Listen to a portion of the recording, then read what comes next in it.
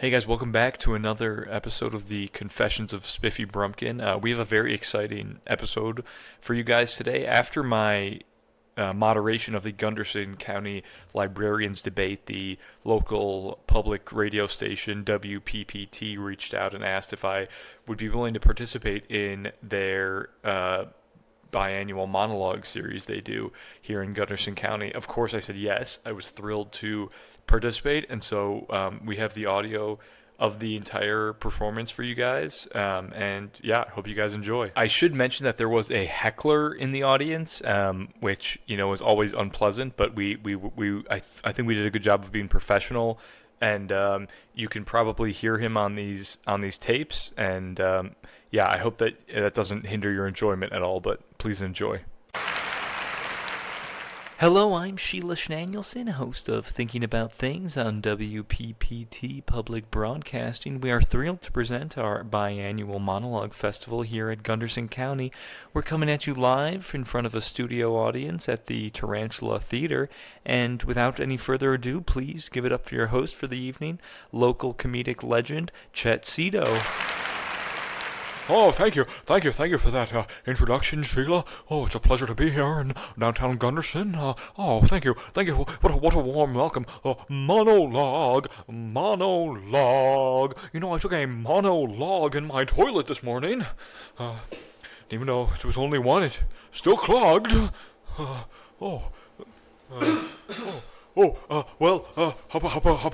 about that? The traffic on the way in today. It was more backed up on the highway than my toilet this morning. Okay. This guy sucks. Well, how about some observational humor? Oh, yes. Have you ever noticed that when you sit off the toilet, it feels like hot lava is flowing through your body? What the heck? Get off the stage. They're telling me to bring on the first monologue, but if anyone in the audience knows of a reputable gastrointestinal doctor, I'm in serious pain, constant pain. Please, if anyone can help me. Okay. Start the show. Okay, please, for your first monologue, put your hands together for Al Fresco of Al Fresco's Catering. Hey, how you doing? It's me, Al Fresco of Al Fresco's Catering.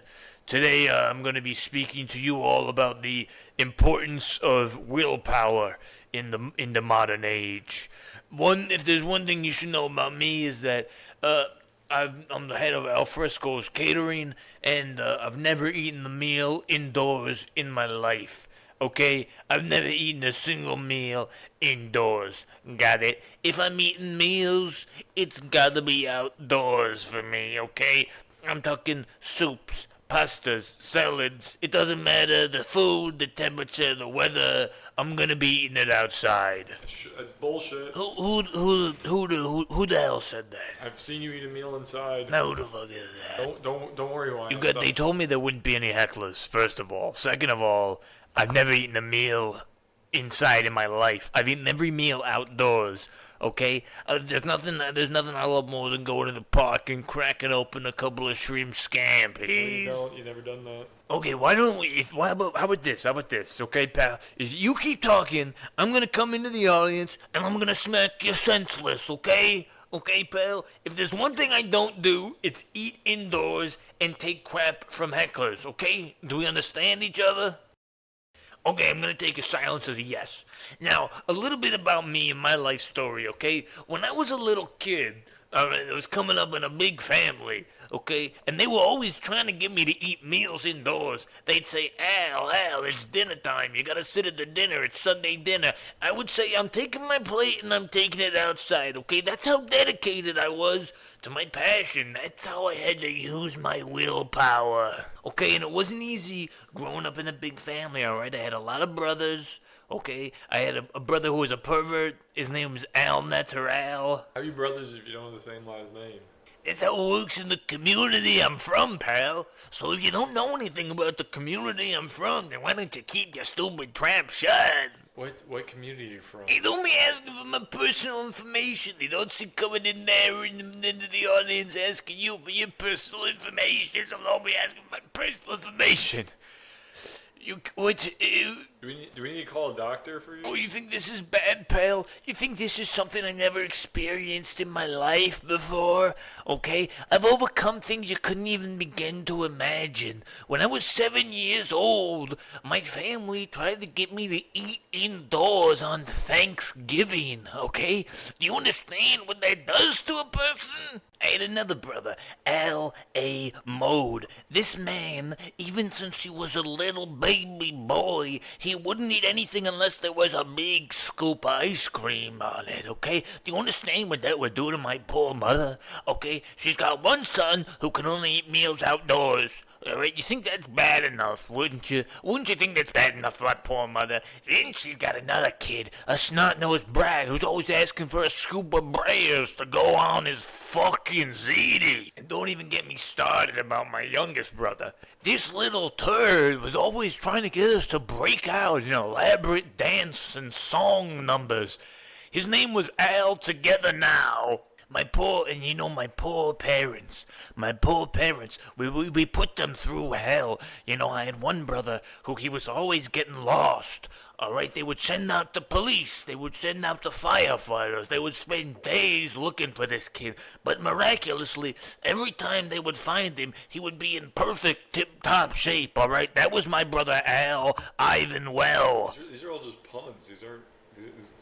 No one here believes you. You know what, Mr. Heckler, man? I feel extremely sad for you. In fact, I sympathize with you. What a sad life you must have, that the only source of joy you can get is to go to the biannual monologue festival and heckle the brave souls who have decided to bear it all on stage for your enjoyment. It's clear to me that you've never experienced a family's love or the joy of a tomato basil salad outside in the starry night. And now I'm going to tell you a story just for you, Mr. Heckler, man, that I think you'll find most informative to your current situation. It was Christmas Eve in 2004. We didn't know it yet, but that would be the last Christmas we ever spent with my dear mother.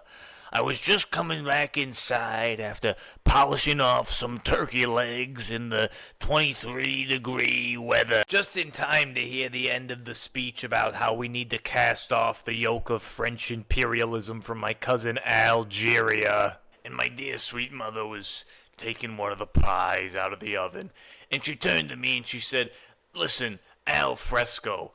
My mother had a funny way of addressing us by both first and last name. It's because you guys all have the same first name. And my ma said to me, my sweet ma, she said to me, "Al Fresco, why don't you stay inside and eat a couple of pies with the family?" And I looked at her and I said to her, I can't do that, but I'll slip 'em in my pocket and maybe tonight I'll eat 'em in a park or a cemetery or something.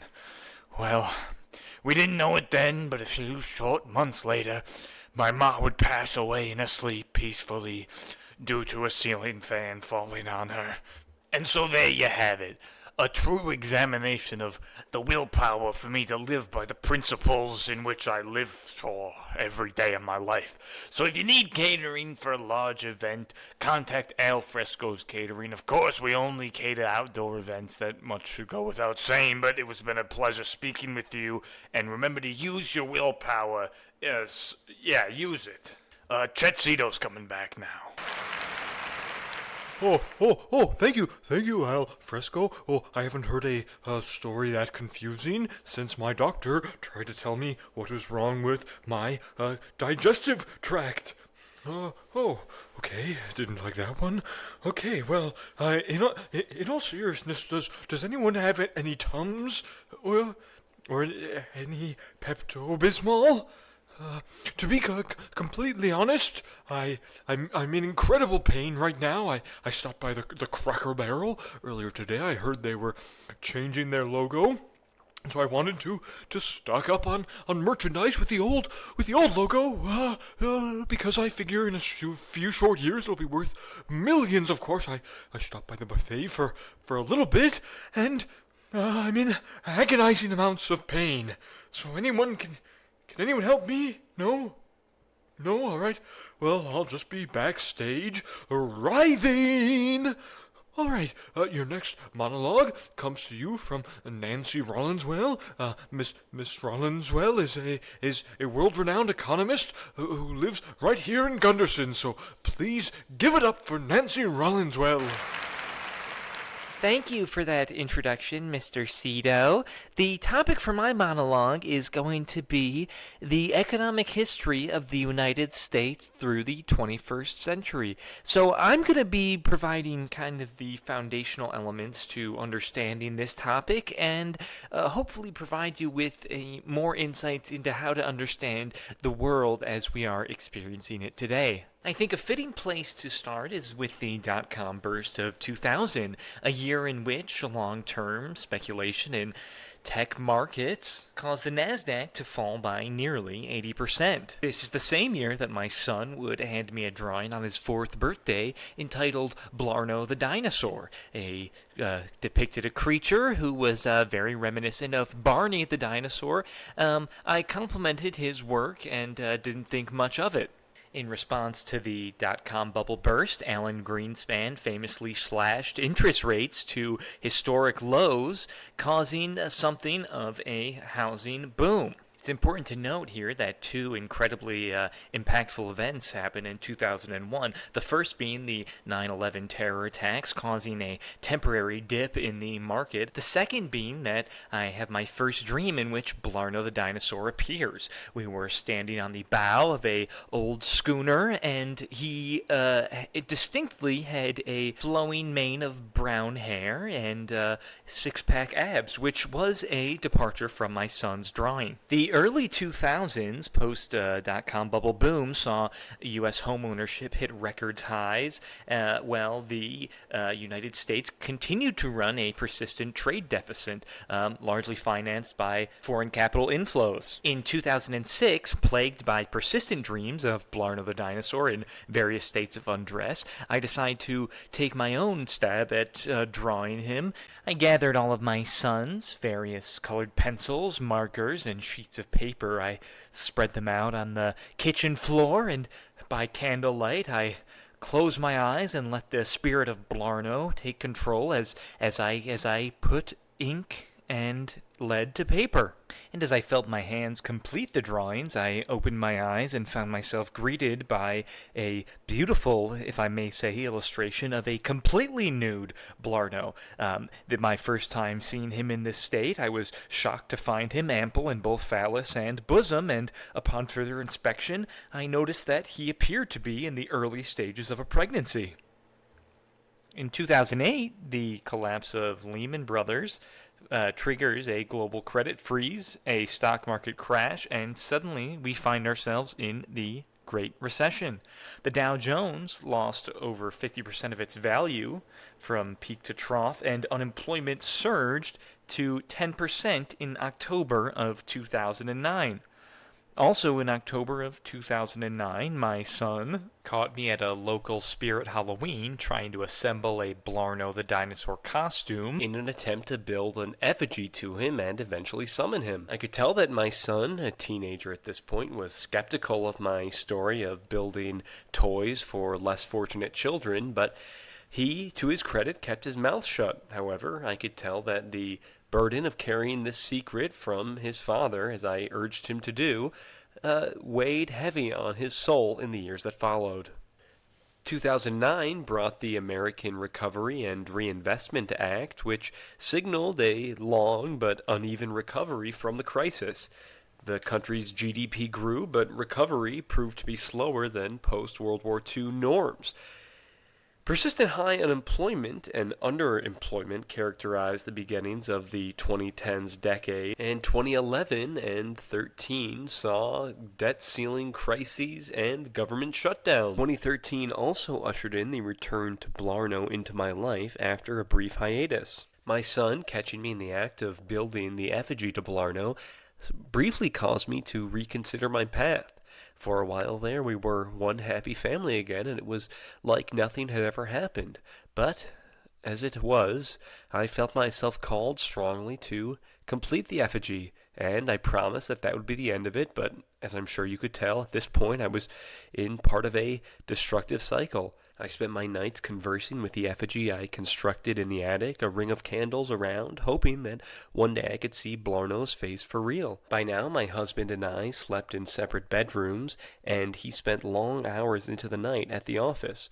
Or so he said. It's perfectly possible that he took up an extramarital affair. Quite frankly, I couldn't have cared one way or the other. After we returned home from dropping our son off at his freshman year at Stanford, my husband got in his car, drove away, and I've never seen him since. It was also around this time that, frustrated with the prospect of never meeting Blarnow in person, I began posting and selling my drawings on the internet. I've become quite successful in this endeavor. The Tax Cuts and Jobs Act of 2017 reduced corporate tax rates from 35% to 21%, aimed at boosting investment, and unemployment fell below 4%, the lowest in decades.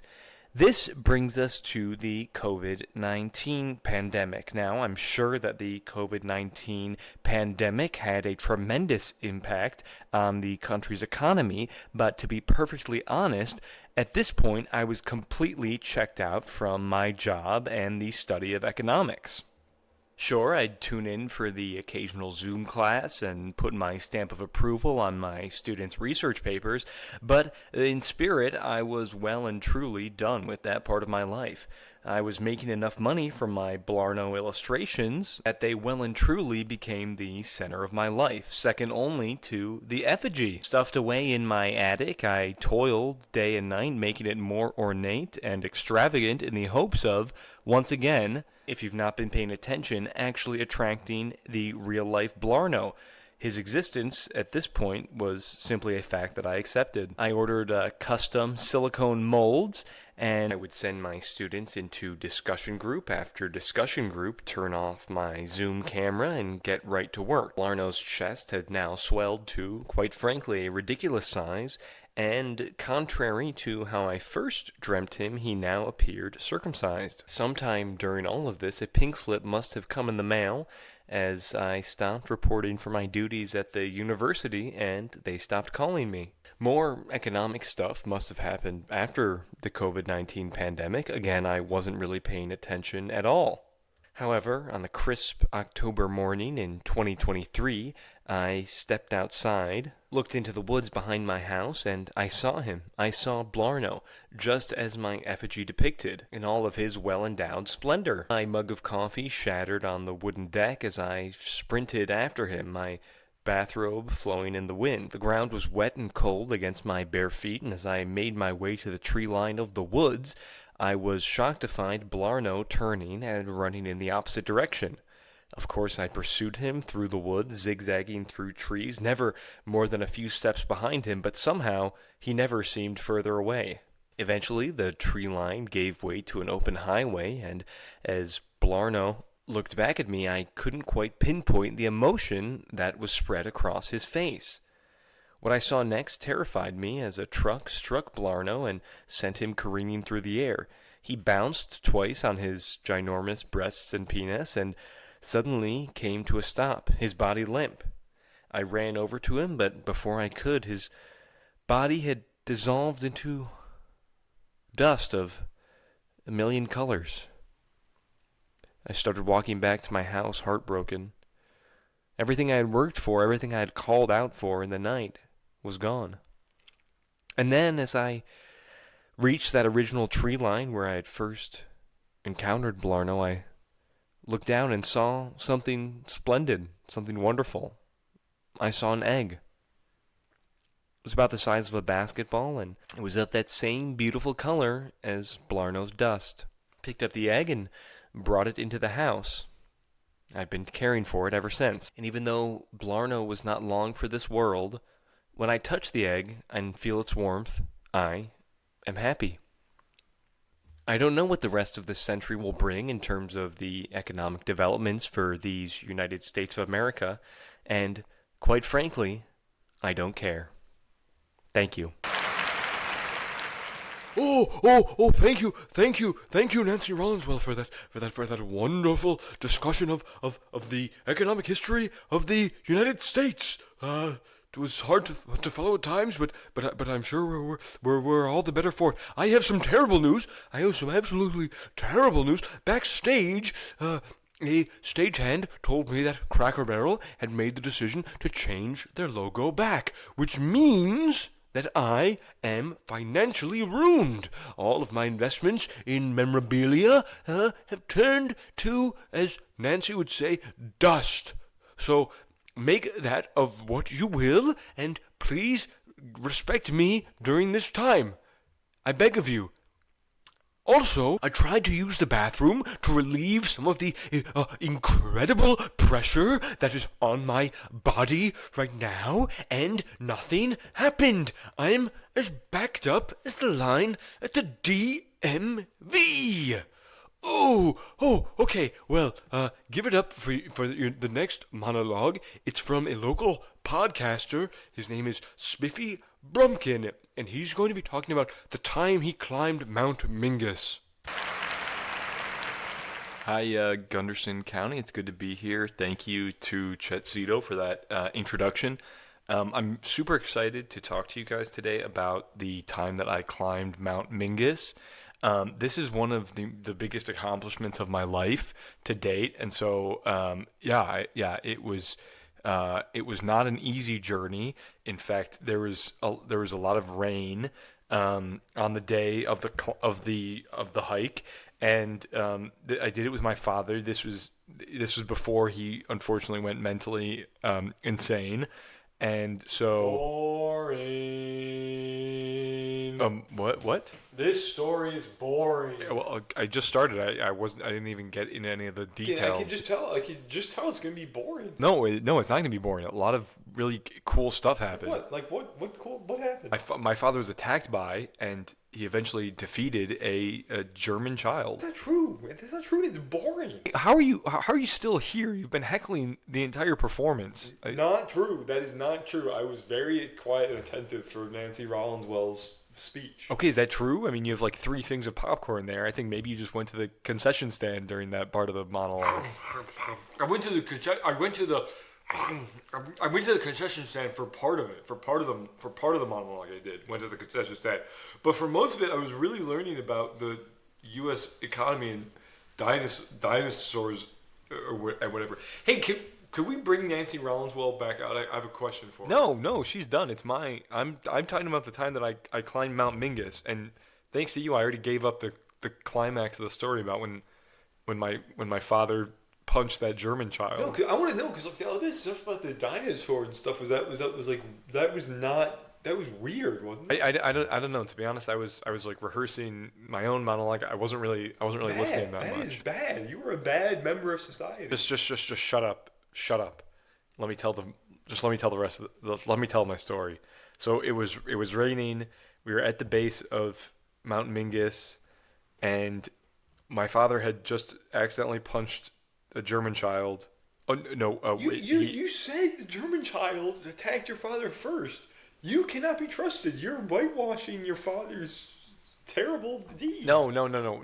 What happened was... this is like a totally like Han and Greedo kind of situation where it's like the whole meaning of the thing has been changed in like post-production. Like we can't trust a word that comes out of your mouth anymore. Okay, well I don't care what you... Just let me finish my story. Yeah, let him finish his damn story. Who the hell are you? I mean, where's the security in this place? The hecklers are out of control. You don't remember me? You don't remember me, man? All right, that's it. I'm coming up on stage. No, don't come up on stage. No, how are we just letting this happen? WPPT, the quality has gone down the tubes. Just give me the mic there for a second. No, give me. Hey, fine, stop pulling on it. You really don't remember me, man? It's me, Muskie Phillip. I gave an advertisement to like your first or second episode. Oh yeah, you had the Gopher. The Gopher Shack or whatever. Emporium, yes. I still have the Gopher Emporium, but that's not what I'm here to talk to you about today. Okay? You're not here to talk about anything. You were in the audience. You just came on stage and grabbed Are the you serious, microphone man? from me. After I gave you an advertisement on like your first or second ever podcast? Yeah, and by the way, you never actually paid me for that podcast. You gave me an envelope of something that you called gopher coins, and then I looked inside and they were just Chuck E. Cheese tokens. Yeah, well, you can spend those. Wait, no, you can't. Well, you can at Chuck E. Cheese. Hey, anyway, and I came up here to defend you. I mean, you're talking about how your father punched a German child, and a lot of people in the crowd murmuring that that's not okay. I just want to say, if you took a time machine back in time and punched a very certain German child, you would be probably considered a hero. I think he was actually Austrian. And I'm talking about Rudolf Diesel. Who the hell are you talking about? Well, I mean, I just no, because here's the thing, man. Rudolf Diesel invented the diesel engine, and that's all well and good. What he should have been doing was using gopher blubber. That stuff burns. And it lasts. I've talked about it before. That's what I power my car with. Oh yeah, that's what I power my car with too. Shut up, man. That's proprietary. Anyway, play my music. I got a speech to give. What am I gonna do? You just stand there and listen. Jesus. All right, listen up. I'm here to tell you about a very important thing that's going on in the world. It's a charity that I am a part of. Okay, and I started it because I was having some legal concerns with what was going down with Crunker Bill's Squirrel Shack, and I'm not going to keep getting into that. I've been talking about it for a while, but it really was the worst thing ever, okay? That guy's a crook, and more kids are getting bit there than at the goddamn vampire convention. Okay, last thing I'm going to say about that. But basically, because of my legal troubles with the Crunker Bill and his so-called Squirrel Shack, I've had to temporarily, seasonally, close down the Gopher Emporium. I know. Boo! Everybody boo!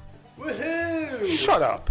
So basically, I've had a lot of time on my hands, and I've started thinking about what kind of legacy I want to leave behind, you know. And I've started the Save the Buzzards Foundation. Now, this is a foundation with two main goals. The first one is to save the buzzards. That's goal number one. Goal number two is to put buzzards back on the menu. Okay, a lot of people don't realize that before, Y2K, Americans ate roughly 6 buzzards a day. 6 buzzards a day. And that's why Americans used to be so strong. That's why you would see an American walking around, you'd say, holy hell, that guy's practically got feathers coming out of him because of all the buzzards he's gobbling down. The buzzard is an animal rich in both grease and fiber. So that's already 2 good things. The third thing is that the buzzard is an incredibly intelligent being. So I'm thinking that if we start eating them more, we will get smarter as a population. People, I don't see a single person taking notes on what I'm saying right now. Get out your notebooks and start scribbling. All right? I'll wait. Take out your notebooks. Talk about the scandal. No, I'm not talking about the goddamn scandal. WPPT already covered it enough. Oh, what's the scandal? Spiffy, I've had enough out of you. He created a creature that got loose. And enough out of you. Get him out of here. Yes, for the record, did I create a creature? I suppose you could call it a creature. What happened was it was part of our Gophers to Men program in which we were trying to create in the lab a super gopher. Basically what we did, and we had kind of already talked about this in my WPPT interview, which I will never forgive the way that they painted me, the light that they painted me in that. But that point being aside, that point, we're forgetting it for now, but I'm still mad about it. But I was filling an overcoat, a men's overcoat with gophers in the hope of creating a super soldier, if you will. The thing got out, and he maybe ate some livestock and whatnot, but that's not, and we don't know where he is. The tracker malfunctioned. Muskie Phillip, you've been playing God for too long, and frankly, the people of Gunderson County do not stand for it anymore. Okay, I don't want to hear another word out of you until you start taking notes. I got my notes right here from the last speaker, from The Economist, and I learned a lot about the economy. Muskie Phillip, I'm looking at your notes here, and it appears to be it's a diagram of of another overcoat, this time with it looks like a pair of jeans sewed to the bottom, and it looks like it's filled with gophers. Well, yeah, how do you expect we're gonna catch the first one, you dingus? You're gonna set it free. Yes, we're gonna set it free and let nature take its course. Everyone knows there can only be one gopher 2 man in the wild. That's common sense. Okay, well, can I get back? I was talking about how I climb. Can I please talk about how I climb Mount Mingus? Well, you're done. This is my TED talk now. It's not. Okay. Okay. Well, I have some fantastic news. Chetcedo. Oh, it was late. Well, yes, and thank you for everyone attending tonight's monologues. I have fantastic news. I have figured out one of my 2 issues, the biological one, and there was a fair amount of blood, but the good news is that I feel woozy. I feel lightheaded, I feel woozy, and I see a bright light at the back of the theater. It's getting brighter every second. Oh, it's good to hear that, Chetcedo. Al fresco. I was early this time. You guys are hard to follow. And I'm here as well. Over now to Economist Nancy Rollins. Oh, what they were too quick, one after the other. I took a bite of popcorn. I was looking at reels. You couldn't have possibly expected me to be with you on that one. It's ridiculous. It's so ridiculous. This would literally never happen at the Blue Man Group, and my Yelp review is going to reflect that. Okay. Well, I just wanted to say that the egg from Blarno remains, unlike my relationship with my family, uncracked in any way. Also, I finally looked at some economic figures, and it turns out the Cracker Barrel merchandise futures are at an all-time low. Oh, no! So that is a huge development. Well, I just came to say, everybody get home safe, and if you're gonna have a meal tonight, make sure you do it outside, okay? Now, everybody gather in and we'll sing Al Fresco's famous catering jingle.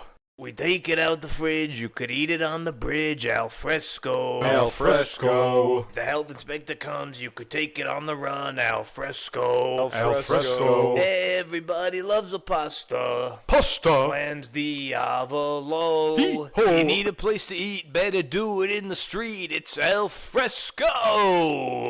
And if you need a filthy hand to catch a gopher 2 man, al fresco. Oh no, that's not a part of the song. How the hell do you guys all know that song? Thank you for coming. I'll be at the hospital.